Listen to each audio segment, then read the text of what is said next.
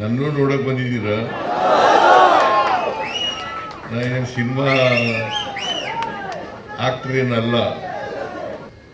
ಸಮಾಜದಲ್ಲಿ ಯಾರು ಕಟ್ಟ ಕಡೆಯ ಮನುಷ್ಯ ಇದ್ದಾರೆ ಅವರೆಲ್ಲರೂ ಕೂಡ ಮುಖ್ಯವಾಹಿನಿಗೆ ಬರಬೇಕು. ಜನ ನಮಗೆ ಕೈ ಹಿಡಿತಾರೆ ಅಂತಕ್ಕಂಥ ವಿಶ್ವಾಸ ಇದೆ, ಭರವಸೆ ಇದೆ.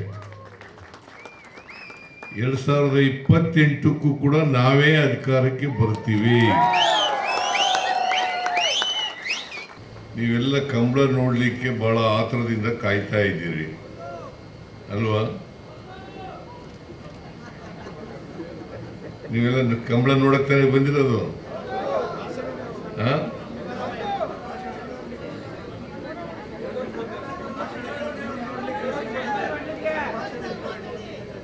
ನನ್ನೂ ನೋಡಕ್ ಬಂದಿದ್ದೀರಾ? ನಾನೇನು ಸಿನಿಮಾ ಆಕ್ಟರ್ ಏನಲ್ಲ. ನಾನೊಬ್ಬ ರಾಜಕಾರಣಿ ಮತ್ತೆ ಈ ರಾಜ್ಯದ ಮುಖ್ಯಮಂತ್ರಿ. ಈ ರಾಜ್ಯದ ಮುಖ್ಯಮಂತ್ರಿಯಾಗಿ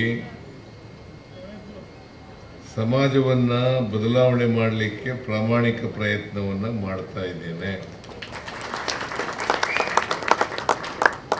ಬಡವರು, ದಲಿತರು, ಹಿಂದುಳಿದವರು, ಅಲ್ಪಸಂಖ್ಯಾತರು, ರೈತರು, ಹೆಣ್ಮಕ್ಳು, ಕಾರ್ಮಿಕರು ಇವ್ರ ಪರವಾಗಿ ಕೆಲಸ ಮಾಡ್ತಾ ಇದ್ದೀನಿ. ಸಮಾಜದಲ್ಲಿ ಯಾರು ಕಟ್ಟ ಕಡೆಯ ಮನುಷ್ಯ ಇದ್ದಾರೆ ಅವರೆಲ್ಲರೂ ಕೂಡ ಮುಖ್ಯವಾಹಿನಿಗೆ ಬರಬೇಕು.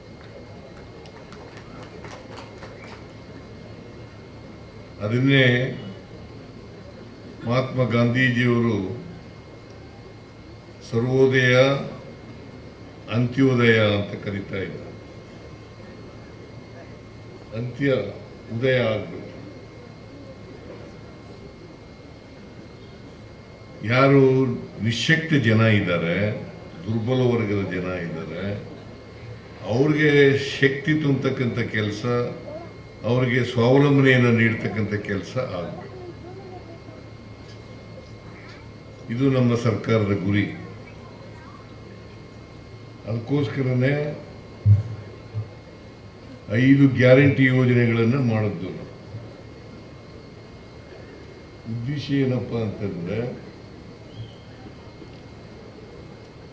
ಪ್ರತಿಯೊಬ್ಬರಿಗೂ ಕೂಡ ಸಾಮಾಜಿಕವಾಗಿ, ಆರ್ಥಿಕವಾಗಿ ಶಕ್ತಿ ಬರಬೇಕು. ನಮ್ಮ ದೇಶಕ್ಕೆ ಸ್ವಾತಂತ್ರ್ಯ ಬಂದಿದೆ 1947 ಆಗಸ್ಟ್ 15ನೇ ತಾರೀಕು. ಅದು ರಾಜಕೀಯ ಸ್ವಾತಂತ್ರ್ಯ, ರಾಜಕೀಯ ಪ್ರಜಾಪ್ರಭುತ್ವ. ಅದ್ರ ಜೊತೆಗೆ ಸಾಮಾಜಿಕ ಪ್ರಜಾಪ್ರಭುತ್ವ ಮತ್ತು ಆರ್ಥಿಕ ಪ್ರಜಾಪ್ರಭುತ್ವ ಸಿಗಬೇಕು. ಆರ್ಥಿಕ ಪ್ರಜಾಪ್ರಭುತ್ವ, ಸಾಮಾಜಿಕ ಪ್ರಜಾಪ್ರಭುತ್ವ ಇಲ್ಲದೆ ಹೋದರೆ, ಬರೀ ರಾಜಕೀಯ ಪ್ರಜಾಪ್ರಭುತ್ವ ಇದ್ರೆ ಅದು ಯಶಸ್ಸಾಗಲ್ಲ. ಆಗತ್ತಾ? ಬಡವರಿಗೆ ಶಕ್ತಿ ಬರದೆ ಹೋದರೆ, ಆರ್ಥಿಕವಾಗಿ ಸಾಮಾಜಿಕವಾಗಿ ಶಕ್ತಿ ಬರದೆ ಹೋದರೆ ಸ್ವಾತಂತ್ರ್ಯ ಯಶಸ್ಸಾಗ್ತದ?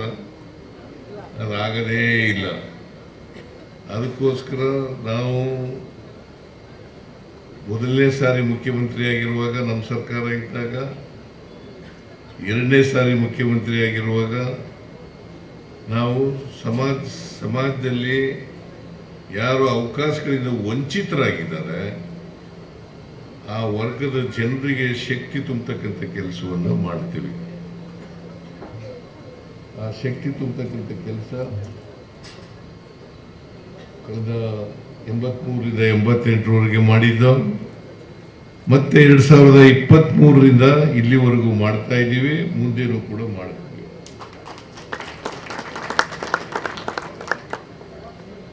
ಮುಂದೇನೂ ಕೂಡ ಮಾಡ್ತೀವಿ.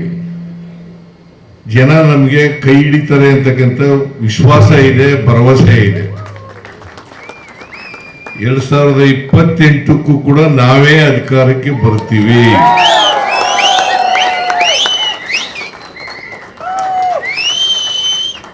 ನಾವು ಅಧಿಕಾರದಲ್ಲಿರುವಾಗ ಈ ಕಂಬಳಕ್ಕೆ ಏನೆಲ್ಲ ಪ್ರೋತ್ಸಾಹ ಕೊಡಬೇಕು ಎಲ್ಲ ರೀತಿಯ ಪ್ರೋತ್ಸಾಹವನ್ನು ಕೊಟ್ಟಿದ್ದೀನಿ ಅಲ್ವಾ. ಮುಂದೇನೂ ಕೊಡ್ತೀನಿ, ಮುಂದೇನೂ ಕೊಡ್ತೇನೆ.